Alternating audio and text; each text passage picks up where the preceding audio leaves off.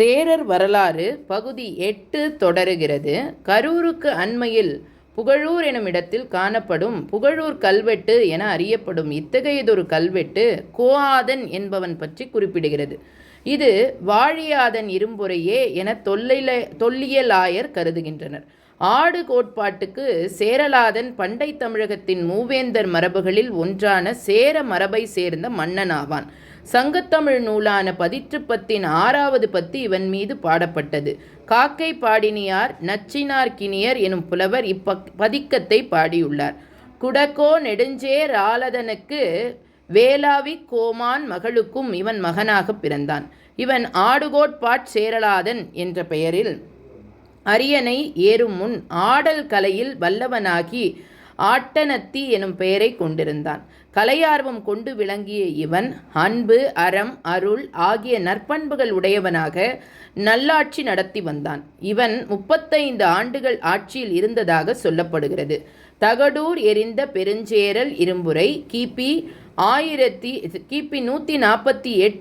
165. தகடூர் எறிந்த பெருஞ்சேரல் இரும்புரை பண்டை தமிழகத்தின் மூவேந்தர் மரபுகளில் ஒன்றான சேர வேந்தர்களின் மரபில் வந்தவன் இவன். இவனது தந்தையான செல்வக்கடுங்கோன் ஆழியாதன் இரும்புரைக்கு பின் சேர நாட்டின் அரசனானான். இவன் ஆழியாதனுக்கும் அவனது அரசியான பதுமன் தேவிக்கும் பிறந்தவன். சங்கத்தமிழ் இலக்கியமான பதிற்றுப்பத்தின் 8ஆம் பத்து இவன் மீது பாடப்பட்டது. அரிசில் கிழார் எனும் புலவர் இதனை பாடியுள்ளார்.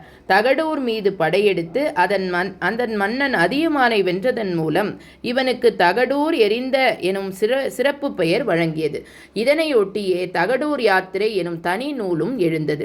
களைப்பு மிகுதியால் முரசு கட்டிலில் ஏறி துயில் கொண்டு விட்ட மோசி கீரனார் எனும் புலவர் துயில் கலையும் வரை கவரி வீசினான் இவன் என்று புகழப்படுகிறான். கரூரை சேர நாட்டின் தலைநகர் ஆக்கியவன் இவன் என்றும் கருதப்படுகிறது. இளஞ்சேரல் இரும்புரை கிபி 165 180. இளஞ்சேரல் இரும்புரை பண்டைய தமிழகத்தின் சேர நாட்டை ஆண்டவன். இவன் மாந்தரன் சேரல் இரும்புரையின் மகனான குட்டுவன் இரும்புரைக்கும் வேண்மால் அந்துவன் செல்லைக்கும் பிறந்தவன். இவனுக்கு பாண்டியர், சோழர், குறுகிநில மன்னர்கள் என பல முனைகளிலுமிருந்து எதிர்ப்புகள் இருந்தன. எனினும் அவற்றை சமாளித்து 16 ஆண்டுகள் ஆட்சி செலுத்தினான். சங்கத்தமிழ் நூலான பதிற்றுப்பத்தின் 9வது பத்தின் பாட்டுடை தலைவனாவான் இவன். பெருங்குன்றார் கிழார் என்பவர் இவனை பாடியுள்ளார். இவன் கோப்பெரும் சோழனின் தலைநகரான உறையூரை தாக்கி கைப்பற்றினான். அங்கு கிடைத்த பொருளையெல்லாம் வஞ்சிமாநகர் மக்களுக்கு கொடுத்ததாக சொல்லப்படுகிறது.